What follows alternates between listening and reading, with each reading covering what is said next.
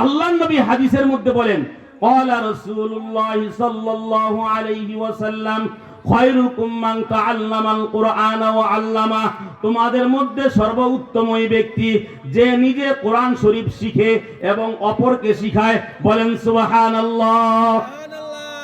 এই আল্লাহর বান্দা কোরআন শরীফ নিজে শিখে এবং অপরকে শিক্ষা দেয়।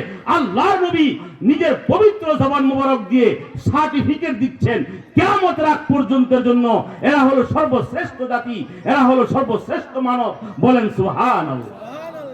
কেউ মানুক বা না মানুক, দুনিয়া মানুক না মানুক বা না মানুক, ইঞ্জিনিয়ারকে আল্লাহর নবী শ্রেষ্ঠ বলেন নাই, কোন ব্যারিস্টারকে আল্লাহ নবী শ্রেষ্ঠ বলেন নাই, কালেক্টর, উকিল, অ্যাডভোকেট এগুলিকে শ্রেষ্ঠ বলেন নাই। এগুলিও দরকার আছে দুনিয়া চলার জন্য, কিন্তু আল্লাহর নবী পবিত্র জবান মোবারক দিয়ে যাদেরকে শ্রেষ্ঠ বলছেন, জাতির কর্ণধার শ্রেষ্ঠ সন্তান বলছেন, এরা হচ্ছে উলামায়ে কেরাম যারা কোরআন শরীফ শিখে এবং কোরআন শরীফ শিক্ষা দেয়। বলেন সুবহানাল্লাহ। এই কোরআন বাচ্চাদেরকে শিখাইবেন। যার ভিতরে এই কোরআন ঢুকবে, খোদার কসম করে বলছি, এই সন্তান কখনো গোমরাহ হবে না, পথভ্রষ্ট হবে না, কাফের হবে না, মুশরিক হবে না।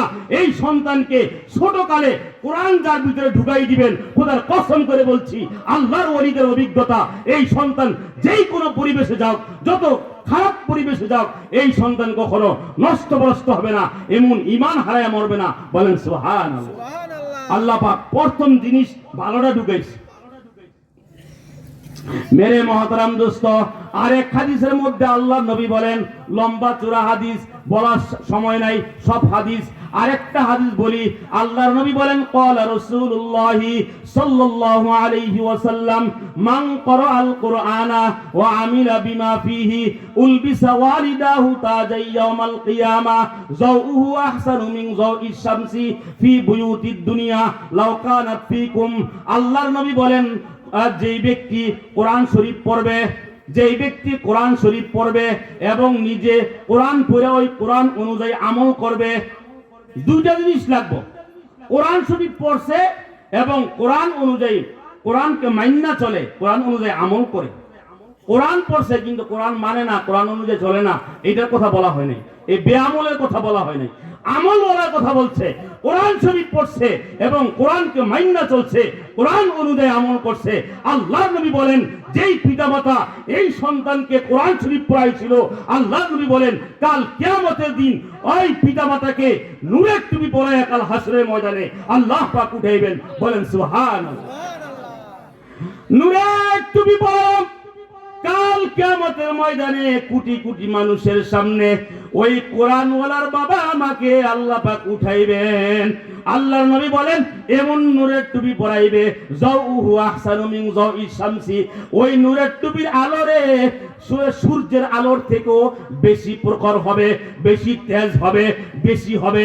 বলেন সুবহানাল্লাহ। সূর্যের আলোর থেকেও বেশি হবে। ওই সূর্যের আলো কি জিনিস? সূর্যের আলোর সামনে ওই নূরের টুপি রাখলে সূর্যের আলো অন্ধকার হয়ে যাবে, মলিন হয়ে যাবে, নিষ্প্রাণ হয়ে যাবে। বলেন সুবহানাল্লাহ। এমন নূরের টুপি পরায়া আল্লাহ পাক কোরআন ওয়ালার বাবা মাকে কাল হাসরের ময়দানে উঠাইবেন। কি বলেন আপনারা? এই নূরের টুপি কাল হাসরের ময়দানে পইরা কোটি কোটি হাসরবাসীর সামনে উঠতে চান কি চান না? বলেন, সবাই বলেন, উঠতে চান কি চান না?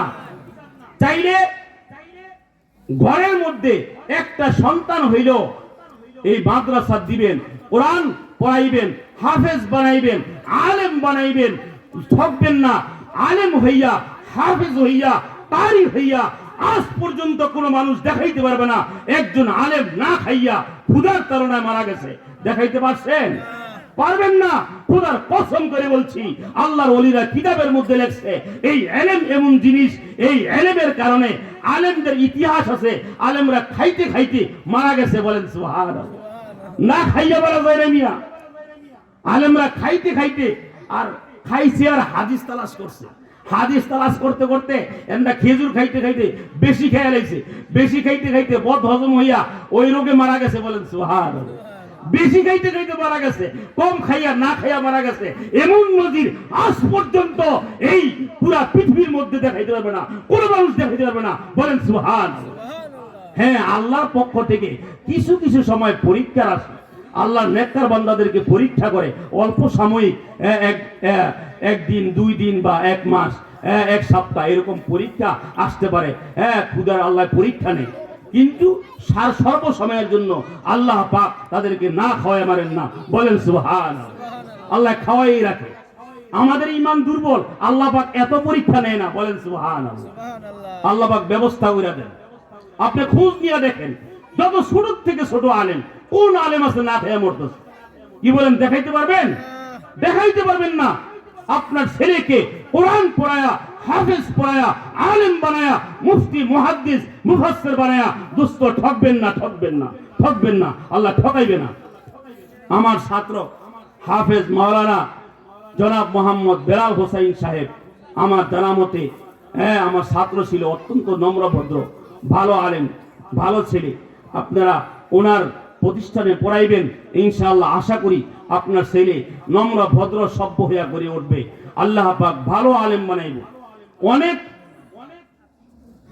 কোরআন হাদিস আছে এলেম সম্বন্ধে, কয়টা শোনাইব? ঘন্টা পরে ঘন্টা লাগবে। আমার মাত্র 10 মিনিট সময় দিছে, 10 মিনিট সময় গেছে অলরেডি। আপনার হাফেজে কোরআন যদি বানান, একটা হাফেজে কোরআন যদি বানান, হাদিসের মধ্যে আল্লাহর নবী বলেন আত্মীয় স্বজনের ভিতরে 10 জন জাহান্নামীকে সুপারিশ কইরা জান্নাতে ঢুকাই দিব। বলেন সুবহান।